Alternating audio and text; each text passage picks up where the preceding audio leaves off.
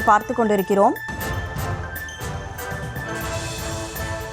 திருப்பூர் ஓலப்பாளையத்தில் விவசாயிகளுக்கும் போலீசாருக்கும் இடையே தள்ளுமுள்ளு ஏற்பட்டிருக்கிறது. காங்கேயம் அடுத்த ஓலப்பாளையம் பகுதியில் விவசாயிகள் திரண்டிருந்த நிலையில் வழியிலேயே தண்ணீர் திருடப்படுவதாக கூறி சாலை மறியலில் விவசாயிகள் ஈடுபட முயன்றிருக்கிறார்கள்.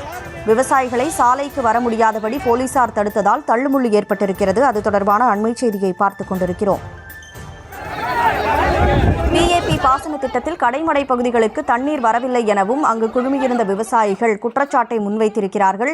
இது தொடர்பாக சாலை மறியலில் ஈடுபட முயன்றபோது அங்கு திரண்டிருந்த போலீசாருக்கும் விவசாயிகளுக்கும் இடையே தள்ளுமுள்ளானது ஏற்பட்டிருக்கிறது. கூடுதல் விவரங்களை வழங்குவதற்காக செய்தியாளர் நித்யானந்தம் இணைப்பில் இருக்கிறார்.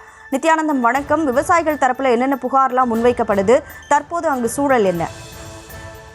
நிச்சயமாக போலீசாருக்கும் விவசாயிகளுக்கும் இடையே கடுமையான தள்ளுமுள்ளு மற்றும் சாலை மறியல் நடைபெற்று வருகிறது. கடைமடை பகுதிக்கு முறையான தண்ணீர் வழங்க கோரி விவசாயிகள் காங்கேயத்திலிருந்து பொள்ளாச்சி பரப்பிக்குளம் அணை கண்காணிப்பு பொறியாளரை முற்றுகையிடவும் இன்று செல்வதாக இருந்தது.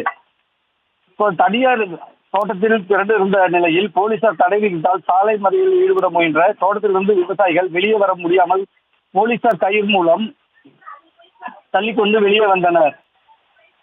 கடுமையான தள்ளுமுள்ளு ஏற்பட்டு இதனைத் தொடர்ந்து வேலிகளை அறுத்து சாலைகளுக்கு வந்த விவசாயிகள் காங்கேயம் கரூர் சாலை பகவதி பாளையம் பிரிவு அருகே சாலையில் அமர்ந்து கால்நடைகளுடன் ஆடு, காங்கேயம் காளை மற்றும் குதிரைகளை வைத்து சாலை மறியல் போராட்டத்தில் தற்போது ஈடுபட்டு வருகின்றனர். இதில் சுமார் 2000க்கும் மேற்பட்ட விவசாயிகள் ஈடுபட்டதால் பரபரப்பு ஏற்பட்டுள்ளது. விவரங்களை வழங்கியதற்கு நன்றி நித்யானந்தன்.